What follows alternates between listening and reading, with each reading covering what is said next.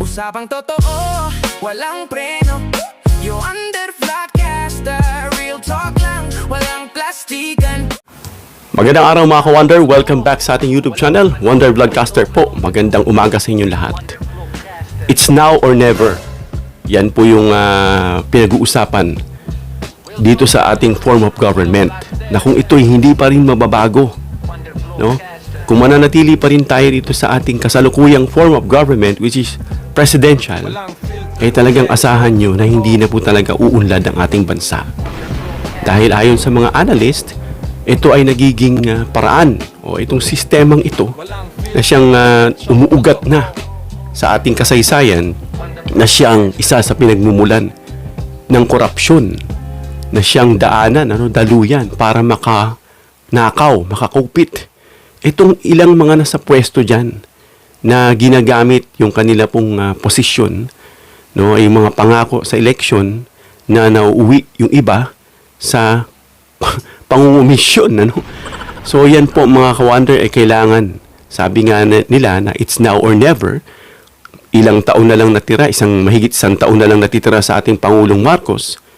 Pagkatapos niyan, sabi nga nila kung hanggang 2030 hindi pa maipatupad itong bagong form of government, magtiis-tiis na lang tayo, na hanggang sa siguro until thy kingdom come, mahirap pa rin ang Pilipino. So yan ang pag-uusapan natin kung bakit kailangan na, no, ngayon na baguhin yung ating form of government from presidential into federalism. Pero bago yan mga ka-Wonder, don't forget to subscribe to our YouTube channel, Wonder Vlogcaster. 100% libre po ang pag-subscribe. Click nyo po yung subscribe button, lalabas yung bell icon, piliin nyo po yung all. Marami pong salamat. So kahapon nagkaroon kami ng isang orientation mula sa Balay Partido Federal. So doon pa lang sa salita, federal. So ang ating pong layon dito ay federalism. Mamaya pag-uusapan natin, actually na-discuss na natin to sa una kong video, pero kailangan po nating pag-usapan kung ano po yung mga nilaman ng aming napag-usapan kahapon. Ang layunin ng political party ito, no, educate yung tao, pumupunta sa iba't ibang lugar, at kung kayo po ay willing din kayo, mapuntahan kayo dyan sa lugar, pwede kayong mag-comment dito para magpadala kami doon ng aming mga naka-assign para sabihin sa inyo kung tungkol saan itong Balay Federal at yung dinadalang federalismo na siyang maganda para sa ating bansa. So yun nga, kahapon pag-usapan namin, no, na ang Pangulong Marcos sinuri, binusisi niya, no, na sa kabila ng pagpapakahirap ng Pilipinas at sa ginagawa niya ngayon, na para makakuha tayo ng mga foreign investors, yung ating mga resources ay ma-maximize, no? Ma-utilize ng maayos, kasi tayo po ay nabibilong pa rin sa third world country, sinasabing mayaman ng Pilipinas, pero tila hindi nararamdaman. Ang tanong bakit? No? Kasi para tayo nag-iipon ng pera sa butas na alkansya. Alam na natin ang dahilan ng isa sa dyan, yung mga pumapagayagpag ngayon na korupsyon. Kaya nung nalaman ng Pangulong Marcos na itong mga sanhi na ito na dapat nang tapusin, kagaya ng korupsyon, naglakas loob siyang ibinunyag. No? Itong nakaraan lang, pumunta ang Pangulo sa Canada. Itong mga nasa Canada dyan, kala mo kung sino. Sampid lang naman sa Canada, pero sila pa'y nagsasabi dun sa mga placard nila, BBM not welcome. Hindi ba nakakatawa? Sinisira nyo yung mga Pilipino dyan sa banyagang lupa, na kayo ay nakisampid lang, and then nabigyan lang kayo ng tawag dito ng pagiging immigrant, no, na nakatira kayo diyan dahil of course dahil na rin sa pakikiisa ng ating bansa sa mga foreign lands. Tapos sasabihin nyo, BBM not welcome. Sino kayo? Hindi ba kayo nakakatawa? No? Sino po ang nag-invite kay PBBM dyan? Ang Prime Minister mismo ng Canada ang nag-invite kay PBBM para magpalitan, no, ng benepisyo sa bawat bansa. At yung benepisyo na yan, kung bakit nandyan din kayo. Ang kapal na medyo, hindi lang medyo, talaga ang kakapal na mukha ng Pilipino. Alam mo, yung mga kamag-anak o kapatid ako na sa iba't ibang bansa. Hindi lahat, ha? Ito mga Pilipino lang na wala sa lugar. Na sinasabi nga nila na pag yung mga Pilipino nandirito, ang iingay, makita mo, Pinoy yan. O, disiplina naman. Kagaya nitong nangyari sa Canada. You are not welcome. Bakit? Sino kayo? Kayo nga, pinapunta lang dyan, hindi naman talaga kita agad yan. At si PBBM mismo ay in-invite. Ang tanong, bakit in-invite si PBBM? What's with PBBM? Bakit siya in-invite? Dahil alam nila na si PBBM may mahusay. Nakita nila yung ating rate sa ating bansa, sa ekonomiya. Ang layo natin, I think, from 30-something o 40-something tayo. Nang umupo si PBBM, lumundag tayo sa 20-something na lang. Biruin nyo yun. At ang dami nating mga resources dito na hindi natin na-utilize. At yun ang pinag-iisipan, ginagamit ng Pangulo. Pero, may problema.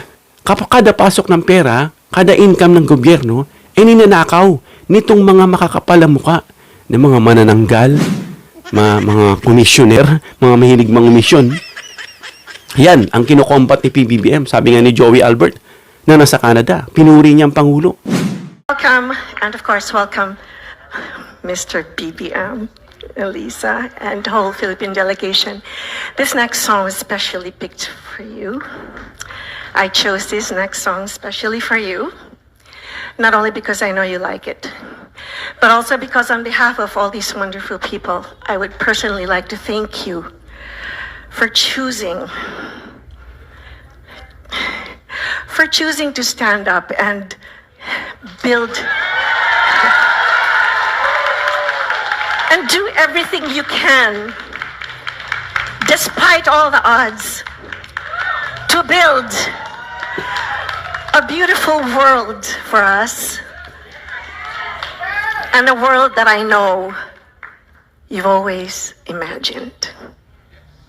Pinasalamatan niya na Pangulo has the guts to stand against dito sa mga korap.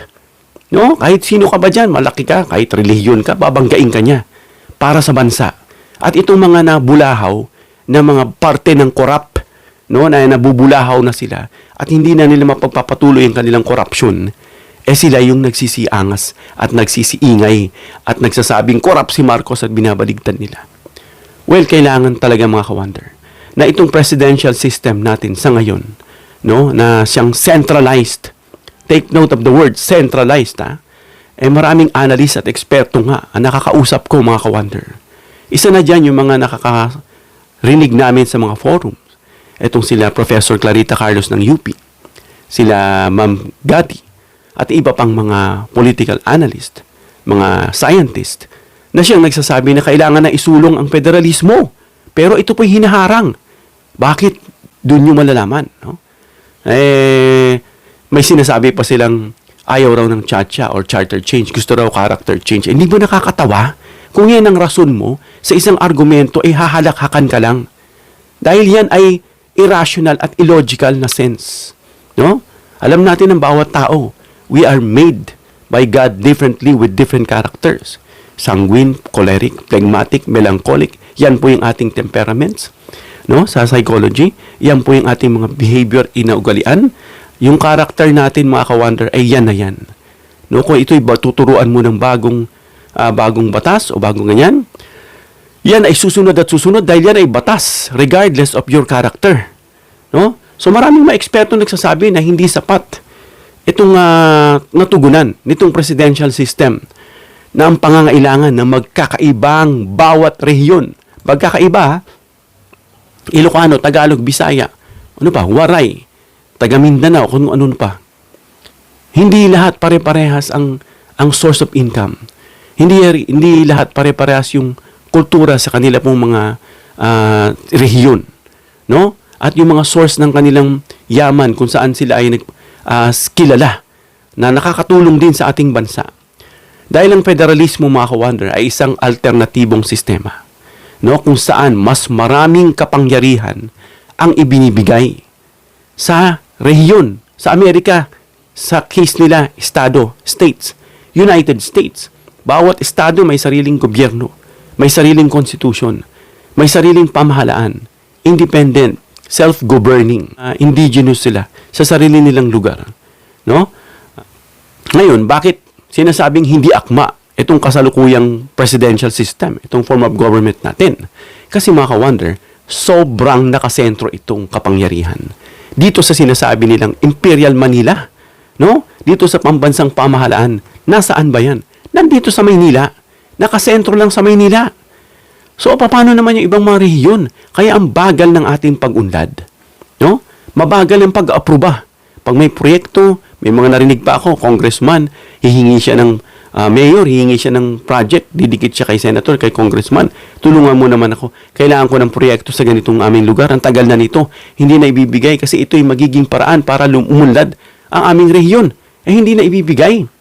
So, ang dami pang pirmahan, ang dami pang dadaanan. Balita ko, yung mga usap-usapan pa. Real talk lang, ha? Ang dami pang baklasan. Pagkarating dito, ito yung pondo, kagaya. Kunyari, dito sa Tupad. Narinig namin sa usap-usapan namin kapon. No? Yung Tupad, halimbawa, ang bayad yan, 7,000 plus ganito. Magiging 6,000 plus na lang. Kasi may kaltas, may bibigay ka ganito, ganyan. Pagdating sa barangay level, nagiging 5,000 plus na lang daw yung iba. So, ganyan ang sistema na dapat palitan na bulok na siyang kinaugalian. Na parang, okay, bahala na, parang bahala na system tayo eh. Yung mga procrastinating na yan. Siguro, sa susunod na yan, unahin muna natin to. Yan ang ugali ng Pilipinong bulok na dapat palitan. Yung sinasabing manyana habit. What you can do right now, do it now. Kasi bukas, baka hindi na dumating yung bukas. No? Bukas, pag sinabing bukas, bukas na. Susunod na bukas na naman. Hindi bukas na yan, tsaka na yan hanggang sa magkalimutan ha. Tigilan na natin yung ganyang ugaling Pinoy. Yung manyana habit na yan. No? At yung hindi pantay-pantay na pagkakaroon o pag-unlad ng mga rehiyon. No? Dito sa sinasabi nating yung pondo kasi mga kawanda, napupunta lahat sa Metro Manila. Yung Mindanao, gusto na nga mag-isulong yung secession eh. Di ba? Bakit? Di mo sila masisisi dahil bakit? Lahat napupunta sa Maynila. Mayaman ang Mindanao sa ginto, mayaman sa resources, kung magiging independent sila, autonomous. Yun nga, ARMM, Autonomous Region of Mindanao. Pero hindi pa rin sila nababaklas sa mapa ng Pinas. Bakit? Bahagi yan ng Pilipino. Bahagi yan ng Pilipinas at hindi yan dapat maputol. At yan ay labag sa konstitusyon. No? Hindi mo sila masisisi rin. Dahil bakit? Nakasentro sa Maynila na dapat mga kawanda ipamahagi ng balanse at equal. Dahil hindi lang naman Metro Manila ang rehiyon. NCR Metro Manila, may iba pa. So maraming mga lokal na pamahalaan na limitado ang kanyang, ang kanilang mga sarili na gumawa ng sariling polisiya. Dahil yung policy is nagmumula pa rin, nakacentralize. No, nahihirapan matugunan mga kawander. Itong mga natatanging pinangangailangan ng bawat rehiyon. Yung pangangailangan ng bawat rehiyon, may kanya-kanya, lalo na ma-exhaust lahat ng mga resources meron sila, magamit sa pag-unlad ng kanilang rehiyon, ma-utilize, ma-industrialize. Kaya tayong bansa, we still belong to third world country. And we're still part of developing country. Decades na yan. Bakit yung iba, nasa ilalim lang natin na tinitingala tayo ngayon? Sila ngayon na industrialize na. Bakit? Dahil sa ugat na korupsyon at yung mindset ng Pinoy na manyana, no? Na bahala na. Matatalino tayo, mahuhusay tayo eh. Meron tayong mga angking skills, talino. Gamitin natin yan sa pamamagitan ng pagsuporta, hindi lang pag-isip-isip ha. Hindi lang yung pa-comment, like and share. Like and share, okay yan. Para malaman ng iba. Pero yun nga yung sinasabi natin. Kung yun pong action na magagawa natin, why not? Ibahagi natin yung kaalaman sa tao para malaman nila. Ngayon, ano ba itong federalismo na gustong-gusto ni PBBM isulong? Ang partido niya is Partido Federal ng Pilipinas. Yan din ang form of government na gusto ni Digong. Pero ang reklamo nitong mga grupo ng partido na gusto na nilang iseryosohin yan, hindi raw sila pinapasok nitong si Duterte dyan sa Malacanang. So in other words, puro bibig lang pala yung si Duterte. Sabi nga yung pinangako niya nga itatanim niya yung flag dun sa airport ng China. Nung sinabing totoo, pinagalitan niya pa. Campaign, niya lang pala yun? Chant? Iruin nyo yun? Nabudol pala tayo. No? Ito ngayon siniseryoso ng Pangulo. At nung siniseryoso ay naalarma itong mga korap. No? Naalarma itong mga, hindi lahat na against ay korap ha. May mga they have their own reasons. But it's about time para i-correct na kayo sa mga mali niyong reasons. Dahil ano ba yung federalism? Ito ay sistema ng pamahalaan. We have federalism, we have parliamentary, and we have unitary form of government, yung presidential. No? Dito sa sistemang ito ay hanahati ang kapangyarihan, no, sa pagitan ng government o ng national government at ng federal states. Federal states sa Amerika, pero sa atin, rehiyon. No? So, ang bawat estado, mga ka-wonder, Region 1 hanggang 19, o namang rehiyon dyan, Mindanao, kasama ang atin Maynila, kasama yung ibang mga rehiyon, may sarili silang pamahalaan, mga ka-wonder, na may kapangyarihan, no, na gumawa ng ilang batas. So, bawat rehiyon na yan ay may batas na nauukol sa kanila pong rehiyon, sa kanilang kultura, sa kanilang ekonomiya, source of income. In other words, dun sa kanilang lugar na kung saan kilala sila. Halimbawa, paggawa ng NARA. Siyempre, mai-enhance nila yan. Makakapagawa sila ng batas dyan para hindi yan maabuso. At kailan lang yan, at kailangan dapat palitan yan, magtanim. Para ma-enhance nila ng husto, no, yung kanilang rehiyon. At ang bawat estado, of course, may kapangyarihan sa sariling ekonomiya. Paikutin nila yan. Kaya dyan malalaman, mga ka-wonder, kung sino yung corrupt at hindi. At magkakaroon ng healthy competition. Uy, malago yung kanyang lugar. Ano bang ginamit niyang blueprint? Ito, pwedeng kopyahin ng kabila. Kung effective at pwede, hindi naman kasi pare-parehas ng blueprint pwedeng effective sa'yo, hindi. Pwede mong itry at pwede mong tignan kung magkahawig at parehas para sa ikaunlad ng iyong rehiyon din. Habang ang national government, mga ka-wonder, ay nakatuon sa depensa. No, yung mga external natin dyan. Kagaya nito sa West Philippine Sea. Ano pa? Ugnayang palabas, yung mga ating foreign relations. Gaya ng ginagawa ni PBBM, na some of those are sources ng ating pong paglago ng ekonomiya. Kaya nakakapunta sa ibang bansa ang ating mga bayaning Pilipino, nakapagtrabaho ron, na siya nagdadala rito ng mga income na siyang ikinalalago din ng ating bansa. Kaya importante yan. Pambansang ekonomiya, yung pangkalahatan, habang ang federalismo sa kanila, no, sa bawat rehiyon, habang ang national government ay pangkalahatan at pambansang seguridad. Yan ang tutok ng national. No? Anong posibleng mangyari, mga ka-wonder? Ito yung gusto ng nalaman ng lahat. Kung maging federal ang Pilipinas, yun na nga. Ang posibleng benefit niyan, ang posibleng benepisyo niyan, ay mas mabilis na pagpapatupad ng mga proyekto sa mga rehiyon. Maraming mga rehiyon dyan na pag-iwanan na. Kaya nga feeling nitong mga taga Mindanao, they are left behind. They are neglected.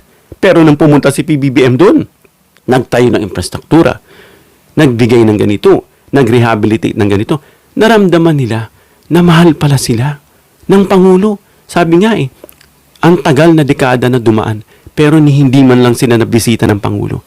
Si PBBM lang. No? At pinaramdam sa kanila kahit saglit lang na sila ay importante rin. Yan ang importansya ng federalism. No? At yung isa pa, maraming pondo na direktang mapupunta sa lokal na pamahalaan. Mas marami para ma-exhaust nila, magamit nila yung kanilang mga resources, sila magtutulungan yung espiritu ng bayanihan. Yan, may apply yan dyan. Mga investors, makikita, lumago itong business na ito, mag-i-invest ako rito. Lalago itong rehiyon na ito, makikita nung kabila. Ay, gagayahin ko nga para ako rin ay magkaroon ng mga foreign investors. At suportahan, baka may mag-donate, magbigay para lalong lumago. Ganun yung sistema. Ano pa? Mas magiging akma ang batas sa pangangailangan ng bawat rehiyon.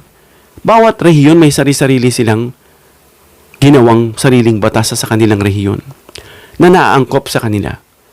Sa kanilang kultura, sa kanilang mga ekonomiya, sa kanilang mga resources, at kung ano-ano pa. Ano pa? Mas mabilis ang pag-unlad ng probinsya. Maraming mga probinsya na hanggang ngayon parang napag-iwanan na. Bakit? Dahil yan sa form of government. Habang yung Maynila lumalago. Kaya ngayon iba nagsisipunta rito sa Maynila. Bakit? Ang taas ng rate dito kaysa provincial rate. Di ba? Kaya hindi na sila magdadagsaan dito sa Maynila. Dahil dun sa kanila, mataas na, mayaman na din. Wala na yung nagkakaroon na ng equal distribution. yung pagdi-disseminate ng resources, no, ng power, equal na. At bibilis yung pag-unlad ng probinsya. At pag umunlad yung probinsya, uunlad ang buong bayan. Yan ang hindi nakikita, na itinatakip sa mata ng mga tao na hindi naintindihan. At tayo po ay nagbibigay ng kaalaman para maintindihan natin. Problema sa ating mga Pinoy, mas inuuna natin yung matatawa tayo at ma-entertain tayo kaysa matututo tayo. Yan ang problema sa ibang Pinoy. No, that's sad to say, but it's true. No?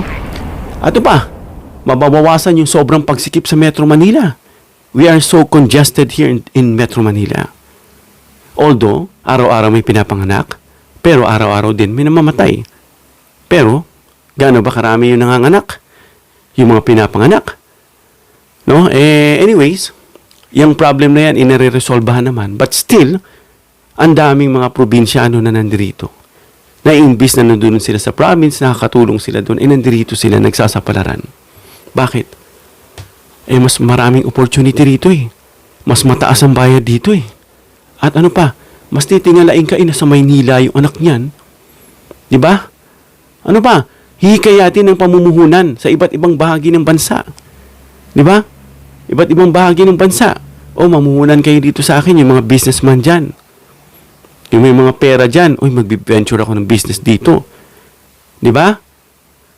May pakinabang ka na, may naitulong ka pa sa isang rehiyon. Mas mapapalakas ang local economy. No? Yung ekonomiya ng bansa, lalakas lalo. Yung mga lokal na yan sa mga probinsya. At again, kapag yan ay lumago, lalago rin yung ating bansa. Ano pa? Mas magkakaroon ng pananagutan. Yung mga lokal na opisyal. Kasi hating, meron ituturo. Meron transparency and accountability doon sa pamunuan. Dahil mas malaki ang kanilang responsibilidad. No? Hindi yung nakikibahagi lang sila. Mula ron sa Maynila. Makakat, mapuputol, may magkakaroon ng Korean mentality. Alam niyo ba yung Korean mentality? Ano ba makukuha Korean? Ano bang mapapala Korean? Hanggang sa yung budget na yan, mapabawas ng pabawas, gaya ng nangyayari ngayon, mga kupit, mga pangulimbat system na siyang nabunyag nga ng Pangulo, mawawakasan na yan. Kaya yung iba siguro ayaw nila itong form of government na ito. Nakakalungkot. Maraming mga senador na ayaw dyan at brinodcast pa nila sa Senate. Kaya ako ayoko yung chacha na yan eh. Kasi fake yan, yung mga kung ano-ano sinasabi. Ayoko ng chacha, ayoko ng charter change, gusto ko character change. Grabe. Yung mga matatalinong nanonood at nakakaintindi na tatawa na lang. No? Kaya nga sabi, you cannot teach an old dog new tricks. Kahit sabi mong anong character mo yan, hindi mo malalaman kung ano yung character na uupo dyan. Lalo na kapag yung pera nakakasilaw. Regardless of your character, anuman meron kang uri ng character, kapag may batas na pamantayan na must be obeyed, must be followed, which is supreme over all, no? Sa lahat ng Pinoy na dapat mong sundin dahil yan ay mandatory batas, ano man yung karakter, susunod at susunod ka. No? So, yung pangamba nila dyan, itong mga senador na ilan na ayaw sa federalism, ilalakas daw yung political dynasty. Yan na. Since sinusulong ng Pangulong Marcos yung anti-political dynasty na mapuputol na yan, yung pagkakamag-anak, pagkakapatid hanggang sa 4 hanggang 5 degree, yung affinity and consanguinity, ano pang maireklamo nila? Dahil nga iyan ay ipapatupad na sa mga probinsya. Posibleng lumawak daw yung lokal na corruption. Kung mahina daw yung pananagutan at pangasiwa, ipalalakasin nga yung pananagutan eh. Basahin mo muna natin yung kanilang kinatatakot at yan po yung i-rebat natin. Malaki daw ang gastos yung paglipat mula sa kasalukuyang sistema patungo sa federal system. Aanihin mo yung lifetime kayo magsasuffer kaysa one time, big time, pero all the time naman in the future, hindi na maghihirap ang Pinoy. Naalala niyo yung sabi ni William Wallace dun sa Braveheart na ayaw lumaban? Okay, takbo, run, and you shall live. Live. So, sinabi niya na mabubuhay kayo at least once. And then, eventually, you will still die. And your children will suffer. Because of just one chance na pinalagpas nyo. Just this day, one chance. No, na ipaglaban nyo. Na this moment, na it will echo through the ages, through the century, to the next coming generation. Diba? Ganon din ang dapat sa atin ngayon. Ipagpapabukas pa rin ba natin? O kailangan na natin ipatupad? So ano sabi nila? Nangangailangan ng malawakang pagbabago sa konstitusyon. Yan mga dahilan nila. May pangamba na maaring lumaking agwat ng mayayaman daw sa rehiyon. No? Yung mga agwat ng mayaman at mahirap sa mga rehiyon. Hindi lahat ng lokal daw na pamahalaan ay handang mamahala. No? Ng mas malaking otonomiya. Kung ano-anong mga rason nila. Posible rin magkaroon ng kalituhan sa paghahati ng kapangyarihan sa pagitan ng national at state government. Anong sinasabi niyong kalituhan? Nangyayari na yan sa ibang bansa. Ayun yung formula. Bakit sasabing kalituhan? Yan yung may mga alibay lang na nakikita. So, totoo bang magpapalala ito mga ka-wonder ng korupsyon gaya ng sinasabi ng mga ilang senador at ng ibang mga congressman siguro dyan at ilang tao na against dito at ng political dynasty? Yung mga argumento dyan, mga ka-wonder, yung mga kapangyarihan daw ng pamilya, which is namamayagpag ngayon sa ating bansa na kabatid, kamag-anak, pagkatapos ng asawa siya naman, pagkatapos ng magulang yung anak naman, grabe. Na itong kapangyarihan daw yung lalong lalakas sa kanilang mga rehiyon. At yung local daw na pondo, mas marami daw hawakan yung lokal. At kung mahina daw yung checks and balances, is maraming tumaas na korupsyon. Posible daw lumawak ang impluwensya ng mga lokal na political clans, tatanggalin nga yung political dynasty, ano pa irarason nyo dyan? At yung mga argumento, mga ka-wonder, ng sumusuporta, na hindi yung sistema, mga ka-wonder, ang nagdudulot ng korupsyon, kundi itong mga tao na nasa pamahalaan. No? At maaari ring pigilan itong political dynasty kagaya ngayon. Kaya mahigpit po tayong ipatupad yan. No? Kung magkakaroon ng anti-dynasty law, magiging maayos ang bansa. So, mas madaling mananagot ang mga lokal na opisyal, no? Dahil mas malapit sila sa mga mamamayan. Andyan lang sila, no? Yung sinasabing rule of thumbs, yung rule of, sa yung pinakamalapit sa'yo. Kung sino yung malapit sa'yo, yun yung madali mong maabot. Yung malayo, ang layo na. Diba? Hindi mo na matanaw, hindi mo na maabot, hindi mo ma-check. So, mas malapit sa'yo, mas madali mo ma-check. Diba yung mga chismosong kapitbahay nyo? Maraming na-ichismis sa'yo dahil bakit kapitbahay ka nila. Yan ba'y may ma-ichismis dun sa kabilang baryo, kabilang probinsya? Pero na lang kung yan ay umabot sa social media. No? Ganun. No? Mas maraming rehiyon ang nangangailangan ng sariling plano para sa kanilang mga ekonomiya. Diba, mga ka-wonder? Nararamdaman nyo ba yan dito sa mga dumalo sa aming meeting kahapon? Alam nila yan. Maaring palakasin yung mga transparency and accountability sa bawat estado. Kaya ngayon, panawagan, dapat na itong isagawa. Bakit? Dahil lumalaking agwat ng kaunlaran ng Metro Manila kaysa mga probinsya na pag-iiwanan. Ano pa? Kailangan ng mas mabilis na pagdedesisyon sa lokal na antas. Kailangan na yan ng panawagan sa ibang lugar ng rehiyon ng bansa natin.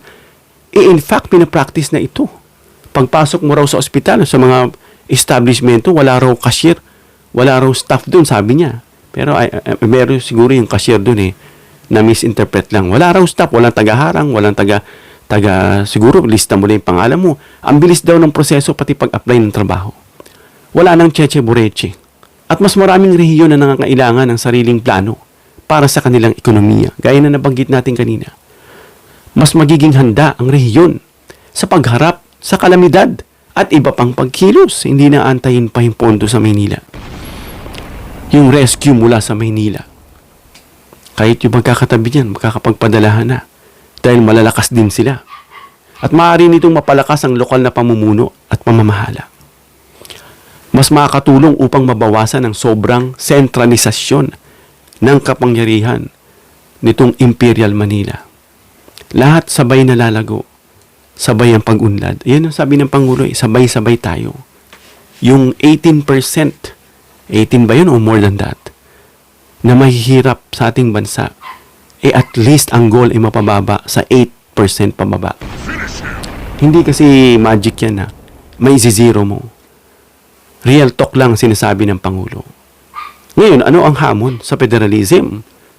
Of course, malaking gastos sa transition, pagbabago, paglipat, pagbabago ng constitution, paglikha ng bagong state governments, pagsasanay sa mga local official, pagtiyak na pantay-pantay na oportunidad sa lahat ng estado, at pagbuo ng malinaw na sistema, at paghati-hati ng kita at buwis.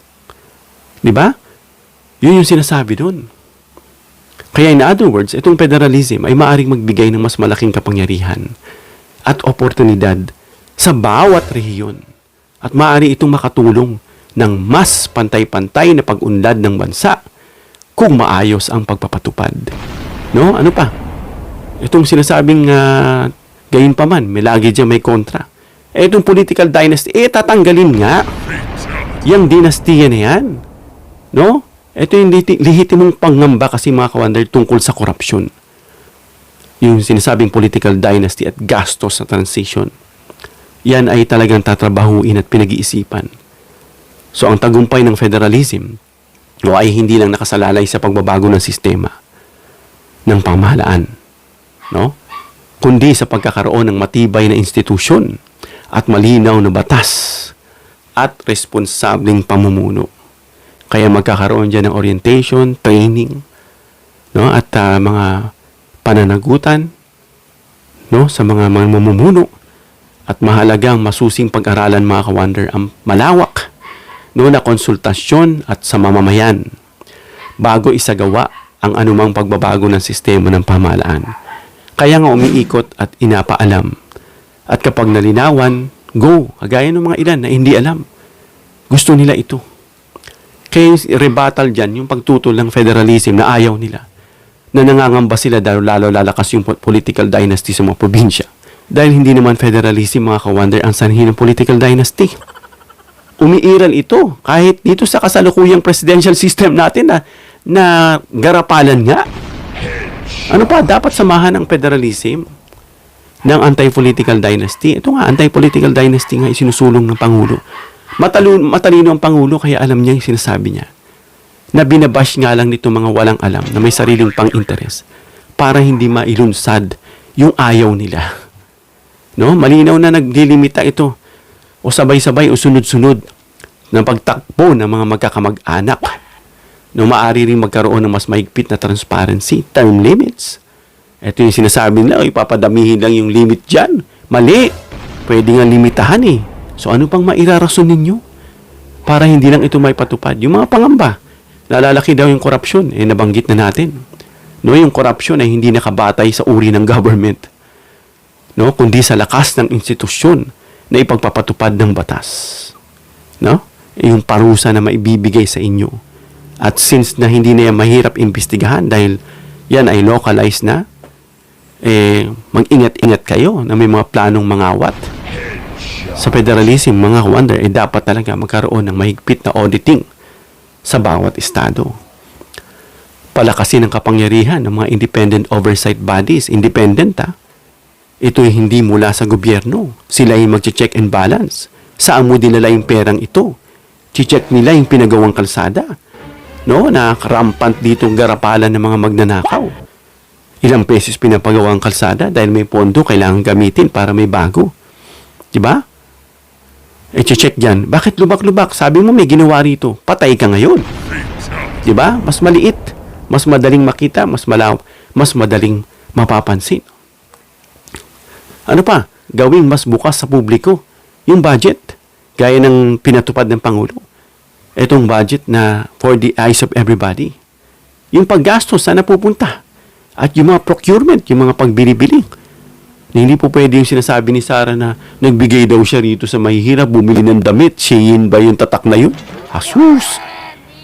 Alam mo na ikaw ay gobyerno at ikaw ay may responsibilidad na sinumpaan At lahat ng ilalabas mong pera ay kailangan maayos mo yan i-audit. Di ba? Bakit hindi mo gastusin yung pera mo na lang, sarili mo? Kung gusto mo makatulong sa tao, ba't gagamitin mo pa yung pera ng gobyerno? At tapos sasabihin mo, walang resibo yun eh. Di ba? Yun yung mga rason na narinig ko rito kay Powa eh. Dahil daw yun binili ni Sarah. At mas malapit, no, ang pamahalaan sa mamamayan kaysa madaling mabantayan. No? At madaling mabantayan at mapanagot itong mga opisyal. Kaya tingnan natin kung mapunta itong sa federalism, titignan natin. No? At makikita natin, masasala natin dyan yung uri ng matitinong gobyerno. Pangamba nila, malaki raw ang gastos ng paglipat. Natural. Parang business yan na mag-i-invest ka. And then yung ROI mo, yung return on investment mo, ay mababalik naman sa'yo. At lasting ang pakinabang. Totoong may malaking puhunan talaga dyan, gastos. Pero ito'y pang matagalan, no? Na pamunuan. No? Sa pamumuhunan yung pangmatagalan, kahit sabihin pamumuhunan, pero lasting at magandang effect nito sa tao. At itong federalism, mga kawander, maaaring ipatupad ito ng paunti-unti. Yung sinasabing phased implementation, hindi naman biglaan. No? Upang hindi mabigatan yung budget, ito munang region na ito. Pangalawa, yung katabi. Paunti-unti, o sabihin natin, 2, 3. Sabay-sabayan, kung kaya. 5, o mga ganun, sistema, depende sa budget. At kung maging mas epesyente, no, ang pamamahala at mabilis ang pag-unlad ng mga rehiyon, ay maaring mabawi, mga kawander, itong gastusin sa paglipas ng panahon. No, mabilis. Dahil nga sa sistema na yan, isubok naman sa ibang bansa at tagumpay. Ano pa, yung kailangan daw baguhin ng konstitusyon, natural. Luma nga eh, at saka hindi epektibo at pinamumugaran nga ng pagnanakawan, inaabuso. Sistema na. No? Naging sistema na. Kasi yung pagbabago ng konstitusyon, mga kawander, ay legal at demokratikong proseso. At nakasaad yan mismo sa saligang batas. No, anumang pagbabago dyan ay dapat talaga dumaan sa malawak na konstitusyon, debate, at pag-aaproba ng mga Pilipino sa pamamagitan ng plebiscite o plebisito. No, sana hindi lang puro debate at hinaharangan. No, ang mahalaga dyan, mga kawander, itong kalidad ng reforma. Hindi lang yung pagbabago, yung quality. No? Kaya yan ang tinutukoy ng Pangulo. Tinignan niya eh. Mayaman, pinagyaman niya ang mga resources, pumupunta siya rito, chinek niya, nahuli niya, nilabanan niya. Ano pa? Dynasty, tatanggalin niya. Mga source ng paghihirap ng bansa. Habang itong mga nakaupo, bilyon-bilyones sa mga lupa at property. Samantalang yung iba nagdarahop na makakain lang ng 2 hanggang 3 beses ang araw, okay na sa kanila yun. Hanggang sila'y mamatay na sa mundo. And then again, balik tayo ron, yung kalidad ng reforma. At hindi lang yung pagbabago. At yung sinasabi nilang laki raw ng agwat ng mamamayan at mahihirap na rehiyon. Ang rebuttal dyan, mga kawander, magkakaroon nga ng federalism. Ibig sabihin, equalization ng pondo. Equalization fund. Pantay nga eh. No, ito yung mekanismo ng patas na pagbabahagi ng pondo para matulungan ang mga mahihirap na estado o rehiyon sa ating case. No? So at ito'y mananatiling tungkulin ng pambansang pamahalaan. No, yung pagbigay ng suporta sa mga rehiyong nangangailangan. So when it comes to hierarchy, meron pa rin nasa taas. At ito'y i-disseminate, ibinahagi ng equal sa bawat rehiyon. Upang yung mga rehiyon na yun ay umunlad din at mag-flourish. Makatulong din sa bansa. Kaya ang bawat rehiyon, mga kawander, ay magkakaroon ng magkakataong paunlarin yung kanilang sariling ekonomiya.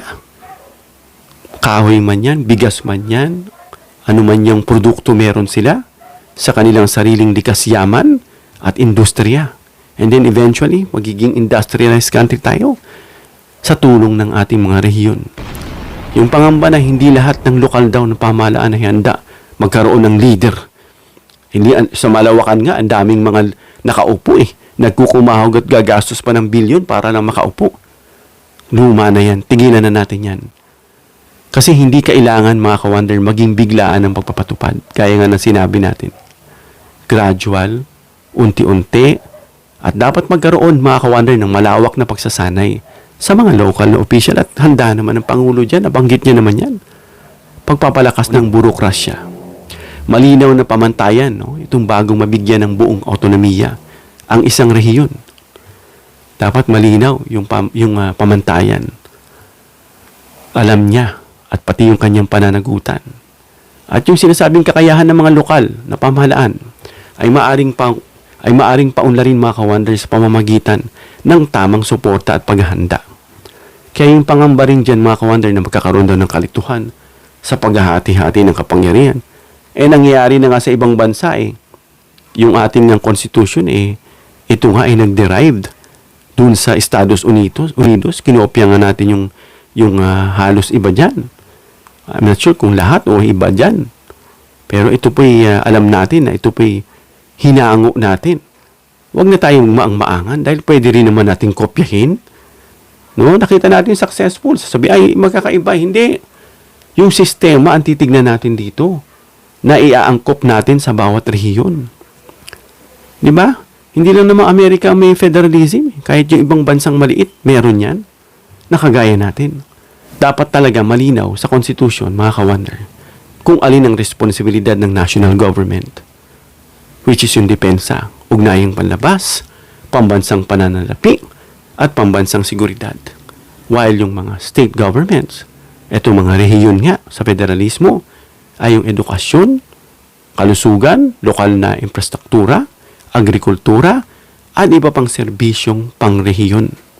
So maraming bansang, mga ka-wonder, na federal, inuulit ko, na tagumpay. Diyan sa Southeast Asia, may mga ilan dyan, na nagpatupad nito sa pamamagitan ng malinaw na batas at koordinasyon. Kaya bago tayo magwakas, mga ka-wonder, no? Na sinasabi natin hindi automatic na nilulutas ng federalism ang korupsyon. Ito ay gradual. Chinecheck, sinusuri, sinusuyod, gaya ng ginagawa ng Pangulo, wala na siyang opisina. Dahil pumupunta na siya sa iba't ibang sulok ng Pilipinas. Yan ang spirito ng federalismo. No? Itong sinasabing political dynasty o kahirapan, hindi yan basta-basta masasawata dahil meron pupumilit dyan at kukontra. Pero ngayon palang putulin na natin yan para hindi na yan maging tinik pag tayo na sa federalismo na. Kayun pa man, mga ka-wonder, magiging epektibo ang federalismo kung sasabayan ito ng pamamahalang reforma. Tulad ng, una, pagpasa ng anti-dynasty law. Sulong natin yan. Labanan natin yan. Huwag nating pababayaan yung mga ilang nakaupo dyan na may kagustuhan yan. No? Pagpapalakas ng mga anti-corruption at auditing institutions na i-audit itong mga perang gumagastos. Tigil na yung mga kupit at pagnanakaw ng mga makakapal ng mukha ninyo. No? Hindi umuunlad ng bansa dahil kayo lang lumalaki ang tiyan na mamantikaan ng bibig. Tatago pa yung yaman, pati sa ibang bansa bumibili ng mga ari-arian. Papamangalan sa kamag-anak, grabe ang kapal na mukha.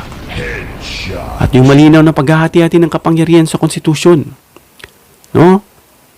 Hindi na nakasentro sa isa. Binibintang kay Martin Romualdez, ito, ginagawa siya lang siyang fall guy. Naalala nyo ba, pinukol siya kasi tinik siya eh. At ngayon ay bakit hindi para nakakasuhan? Hindi nga sapat ang ebidensya. Kung may kaso yan o may saalayan si Martin, di natin naman kinakampiyan, kasuhan nyo, pakulong nyo. Pero kung wala, di ba? At yung patas na sistema sa pagbabahagi ng pondo sa mga rehiyon. Patas. Ano pa? Mas mataas ang transparency. Ito ngayon yung sakit na iniiwasan ng ilang leader dyan na nangurap, na mlander. Tapos magkakaroon, bakit siya? Tinan mo siya. Ginawa niya noon nagnakaw, nakawala. In fact, makukulong ako, makakalabas naman ako. Bakit siya? Yung whataboutism. Whataboutism? How aboutism? What about him? How about the things he did in the past? No? He amassed this amount and yet, he was imprisoned but yet he was released. Mga ganun rason. Himas-himas ng rehas but eventually makakalaya at magtatampisaw. Parang palaka pag umulan. Tuwan-tuwa. Dahil may pera namang milyon at bilyon. So yun, mga ka-wonder, no?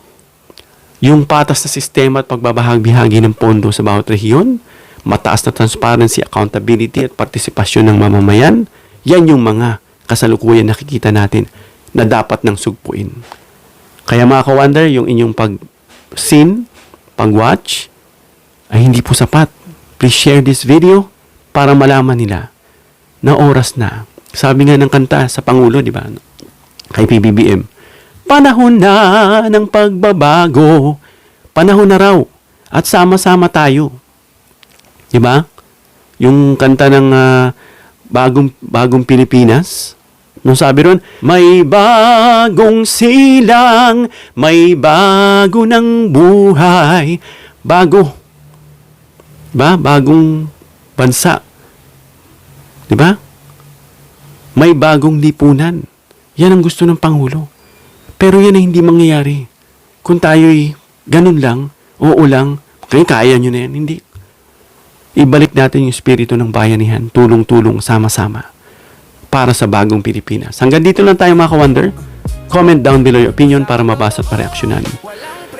Please give me a thumbs up if you like this video para ma-share ni YouTube sa iba pang viewers. Please share this video para malaman yung kapangyarihan ng federalismo para baguhin yung ating bansa ng paunti-unti. Please subscribe, hit the notification bell icon and choose all bilang suporta sa aming mga content creators. Hanggang sa muli mga ka-wonder. God bless.